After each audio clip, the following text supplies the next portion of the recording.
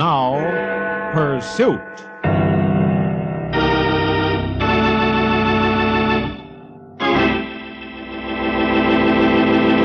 Pursuit. A criminal strikes and fades quickly back into the shadows of his own dark world. And then, the man from Scotland Yard, the famous Inspector Peter Black, and the dangerous, relentless Pursuit. When man hunts man. In just a moment, tonight's story. Now, with Ben Wright starred as the famous Inspector Peter Black of Scotland Yard, we bring you tonight's story, Pursuit, and the Man Who Died Late.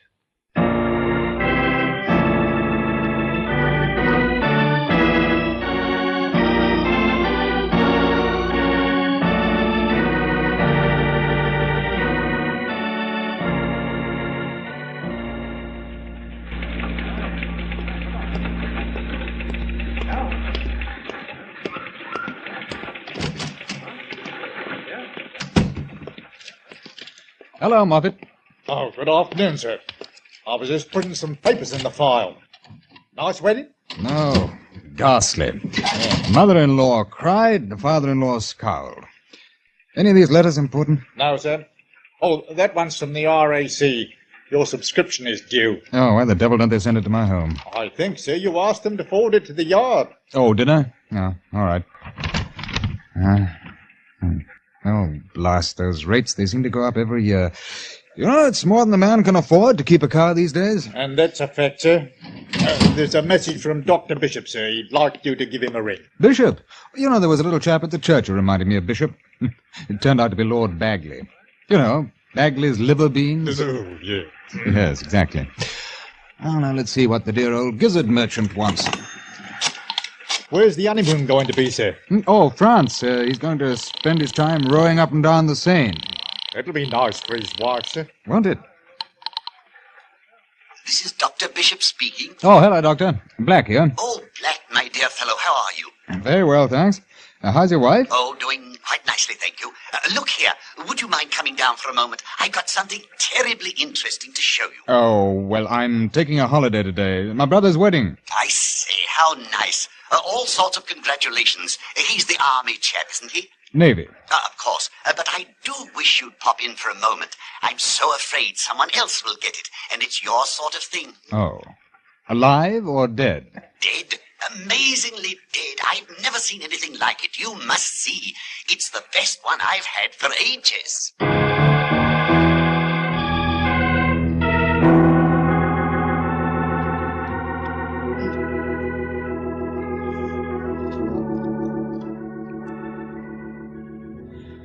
After 3 years, my new sister-in-law and I finally trapped my brother Reggie into marriage. He'd fought hard and well, but we had won.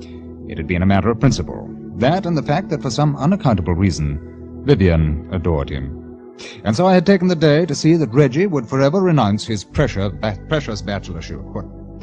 Fortified by several brandies and sodies, he had done so. On my way home, I dropped in at the yard, and a few moments later was on my way down to the lair of Scotland Yard's incredible pathologist, Dr. Bishop. Come in. Hello, Black. So glad you could come. I don't mind telling you, this is a red letter day for me. Oh? I've got him in the examination room. My word, it's a topping case. Oh, really? I suppose the fact that he's dead helps. Rather. Wait till I tell the chaps at the RCP. Now, have a look at this. Well? Concussion? I thought you'd say that. No, my dear fellow, not at all. Here, see that? Where the head has been shaved and the incision? Yes. I took this out of the brain. Hello. You'd think a bullet in the brain would kill a man, wouldn't you? Well, they've been known to. This one did, but it wasn't fired today. It had been in there for months, and he was brought in late this morning. Oh, now look here. I thought you'd like it. Well, what about the blow on his head? That wouldn't have killed him. The bullet entered the frontal lobe, just above the hairline. See? Yes. Now, look at that. Oh. Abscess. Over a period of time, it eroded the left anterior artery. Here. And that caused his death? Oh. Today? Yes. Infection. It had to happen sooner or later. It did. Is there any way of telling how long ago the man was shot? Not definitely, I'm afraid, but several months, I'm sure. Well, what about the blow on his head? Do you know anything about that? Happened this morning. They can tell you upstairs. Who's taking care of it? Inspector Mallinson. All right, I'll get in touch with you later. Delighted. I say, Yes, old boy? you couldn't be wrong about this, could you? My dear chap, rare. No, yes, quite. Sorry.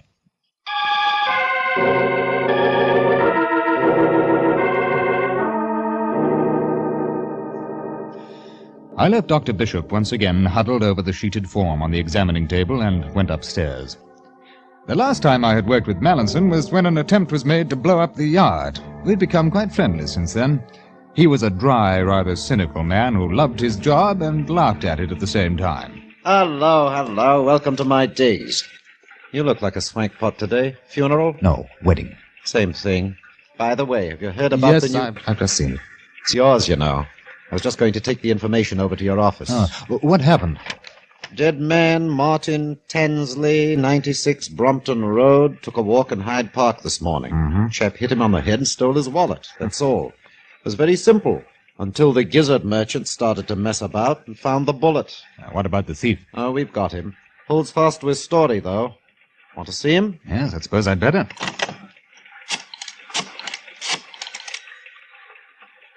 Hello, this is Inspector Mallinson speaking. Would you bring Thomas Boakes to my office, please? Thank you.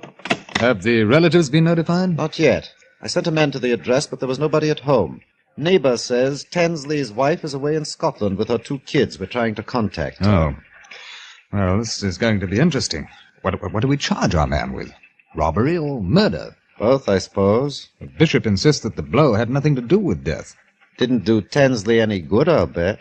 Well, then the point seems to be, when was the bullet fired? How long ago? Who did it? And why? I've always admired your methods, sir. You seem to get right to the heart of the thing. Well, now, Chucky. Sorry. Come in. Oh, come in, Boakes. This is Chief Inspector Black. He'd like to ask you some questions. I told you what happened. I didn't kill no one. Which, my nasty fella, is a double negative, meaning you did kill someone. Possibly Martin Tansley, eh? I didn't kill no one. Your name is Thomas Boakes? Yes. For how long had you known the deceased? I never met the bloke in my whole life. Until this morning, what? You admit striking him down and robbing him in Hyde Park. Yes. Had you ever seen him before? No, never.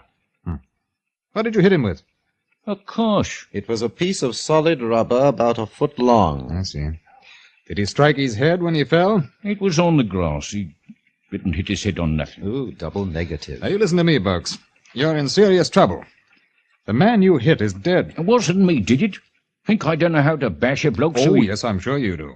What I want to know is, did he appear perfectly normal when you first saw him? Did he walk or behave as though he was ill? Nah. Looked all right to me. Too all right. That's why I cost him. Have you ever carried a gun? What do you take me for? Of course not. I see. All right, Constable, you can take him back. That's all for the time being.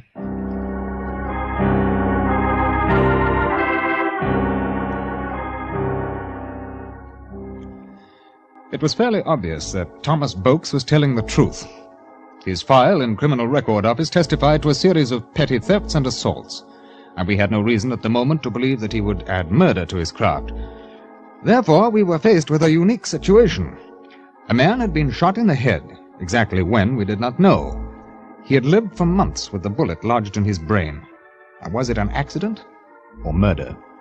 I felt that the answer to this and other questions could at least be answered in part by the dead man's wife, Ellen Tansley. 2 days later, she was located and informed of her husband's death. She returned immediately to London, and I interviewed her, soon after she had identified the body, at her home in Brompton Road. I don't believe you. He wasn't shot. That man who hit Martin killed him.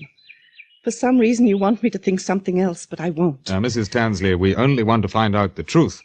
And we can't charge Boakes for something that we feel he didn't do. Now, if your husband was shot by accident, there's no need to be afraid to tell us. But he wasn't shot. He's never been shot. Why won't you believe me? You're asking me to believe that your husband was wounded in the head several months ago, and neither you nor he was aware of that fact? Why should I want to hide anything now? He's dead.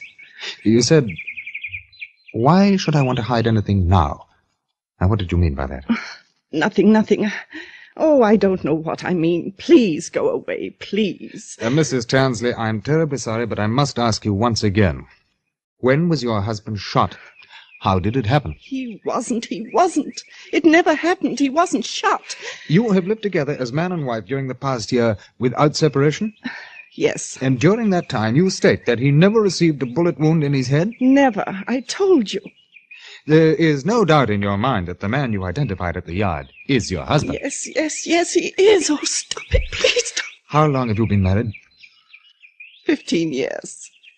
Why don't you please? I'm ghosted. All right, Mrs. Tansley, I'm afraid I must ask you to come with me. I'm not satisfied with your story. If you wish to telephone your solicitor, I suggest that you do so. At once.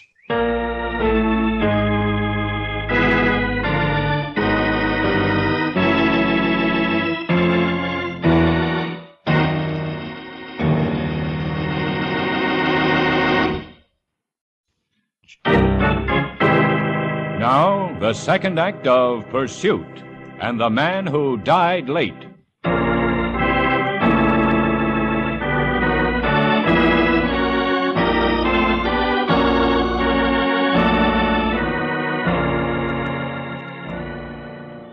I took Mrs. Tansley to the yard. Her statements were so unbelievable as to leave no other choice. I couldn't formally charge her with murder, since murder had not yet been proven, but at least we needed an opportunity to ascertain the date and manner of the attack on Martin Tansley. Here I met with no success. Her declarations were unswerving. I don't care anymore. I don't care what you do to me. There's nothing else I can say. Martin was never shot in the head. I don't own a gun. Neither of us ever did. You're making it all up. I know you are.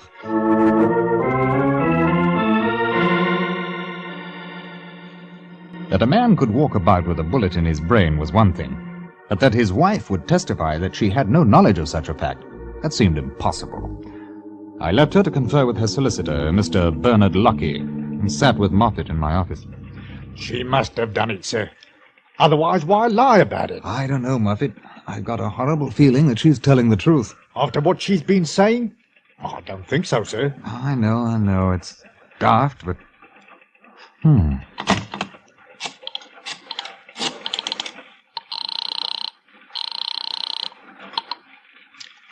This is Dr. Bishop speaking. Oh, hello, Doctor. Black here. Hello.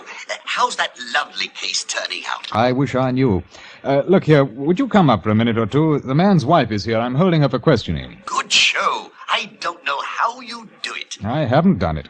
She insists that Tansley had never been shot, that it's ridiculous even to suggest it, because Tansley couldn't have hidden the fact even if he'd wanted to. What? Well, I have to assume that she's lying, but... I say, that's absolutely marvelous. It might have happened. Oh? I mean, I've heard of a case, some poor old boy shot in the head and didn't know it. Oh, no, that can't be. Oh, yes. I'll pop up and tell you about it. Shan't be a sec.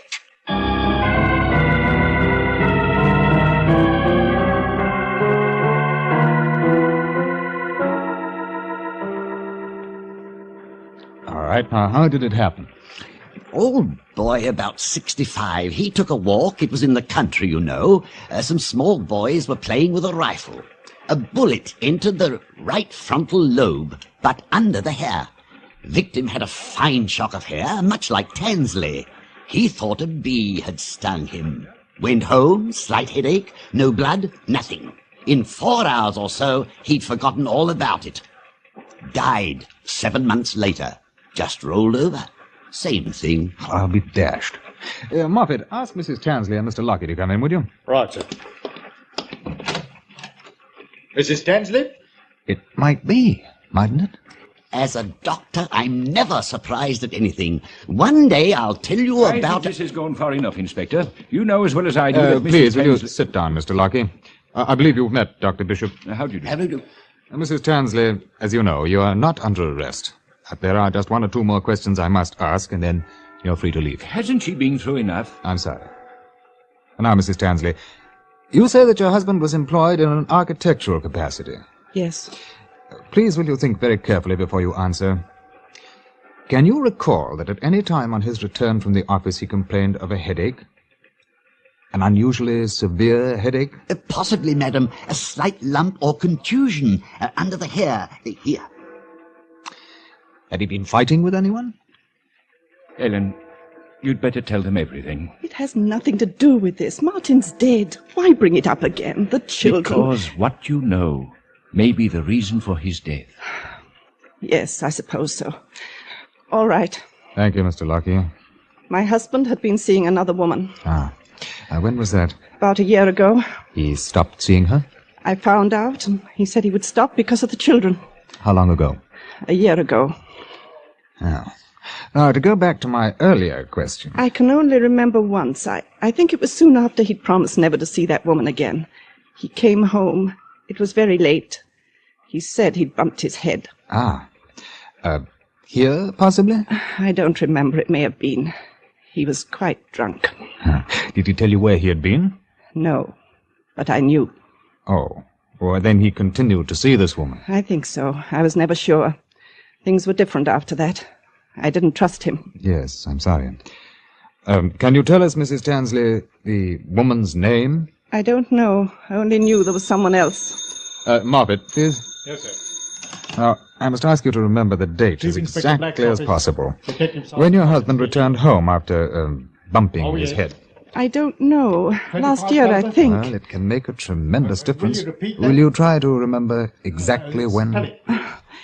It was on a Saturday. I know because he promised to take the children to the zoo on Sunday. I see. Right, thanks very much. One moment, please. Yes, Moffet?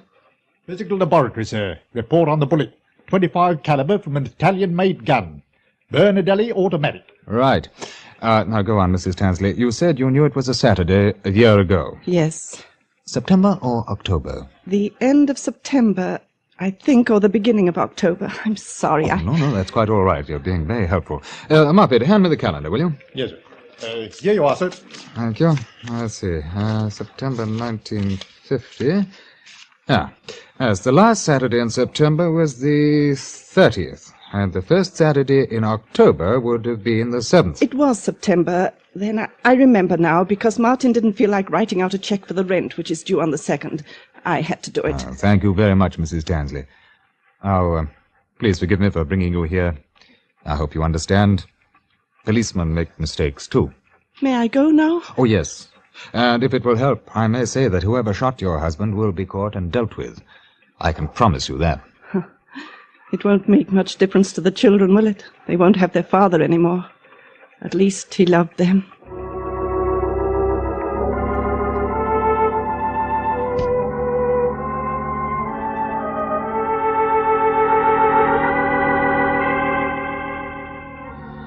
We had something to go on. The date of the shooting, I was reasonably certain of that now.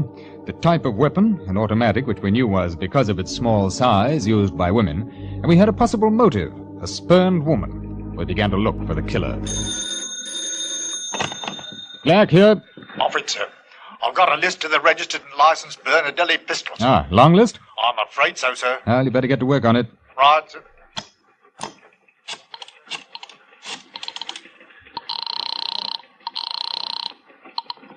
Inspector Mallinson? Oh, hello. Black speaking. I say, do you want a job? Not particularly, but for you, anything. Oh, I'm glad you feel that way. Run down to Tansley's office, McIntosh and Kenny. They're architects. Find out everything you can about Tansley. Question everybody. Cherchez la femme, eh? You speak French beautifully. Merci. See if you can do it. What? Find her. Oh, that. You know, I do so admire you, sir. You've no idea what a pleasure it is to...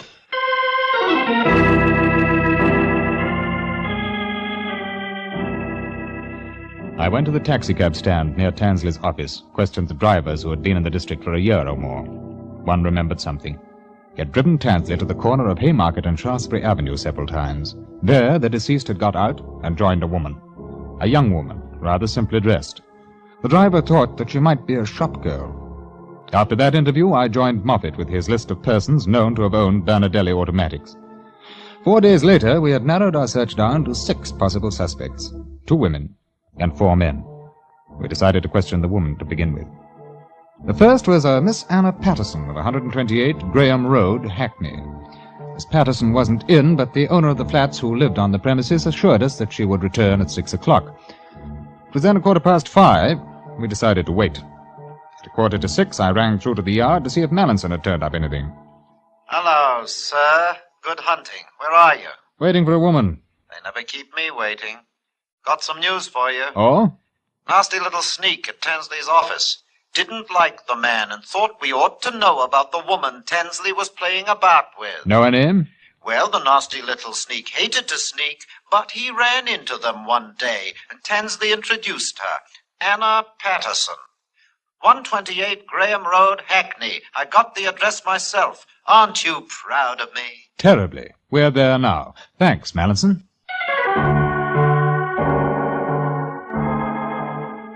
She came in at 6:05. A pretty, dark-haired girl, quite young, who seemed by her manner immediately to sense who we were. I asked to speak to her in her flat, and she led us upstairs. The place, well, it was much as I had expected. Dark, cold, and lonely. What was it you wanted to see me about, please? You own a .25 caliber Bernadelli automatic pistol? Oh, no. According to the registration, you do. Oh, yes, I did, but not anymore. Uh-huh. Can you tell us what happened to it? I lost it, I think. When? I don't remember. I see. Do you know a man named Martin Tansley? No, I've never heard of that name. Oh, now, miss, I don't think this is going to do any good. Martin Tansley died last week of a bullet fired into his head a year ago. I think that you fired that bullet. No, I didn't. Well, I have a warrant to search your flat. Moffet? Yes, sir. Do you want to tell us why? Now, I must warn you that anything you say will be taken down and given in evidence. No, I mean, I really don't know what you're talking about. Well, then, I put it to you that Martin Tansley came to you and either for the first time spoke of his wife or informed you that she was aware of your relationship and that he wanted to break it off. In your anger, you shot him. No. Where did it happen? A few days after he told me, Hackney Marsh. We'd gone out for a last drink. I begged him to divorce her and marry me. He said no. I shot at him. He fell down. I thought he was dead. I ran away. And he rang me up a few days later. Was he quite drunk when you shot him? Yes. I don't think he remembered my shooting at him. He thought we'd had a fight, that was all. I was glad that I'd missed. And you continued to see each other? Yes, until a week or so ago. Then I read about his dying. That man in the park who hit him. Here it is, sir. Thank you. One shot fired. You didn't miss him when you fired, Miss Patterson. Oh, yes, I did. He was all right. I know he was. He must have been. No, Miss Patterson. He died from the effects of the bullet fired from this gun. The bullet you fired into his head. Oh, no, I don't believe you. Oh, you're lying. I didn't.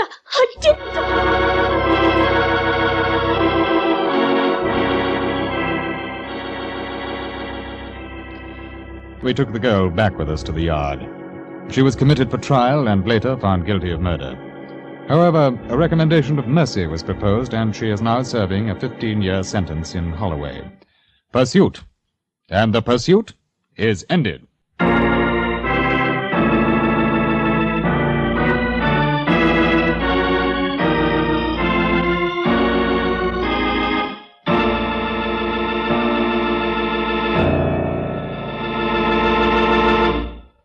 Pursuit is produced and directed by Elliott Lewis and written by Anthony Ellis. Music was composed and presented by Eddie Dunstetter. Ben Wright stars as Inspector Peter Black with Raymond Lawrence as Sergeant Moffet. Featured in tonight's story were Betty Harford, Norma Varden, Edgar Barrier, Alec Harford, and William Johnstone.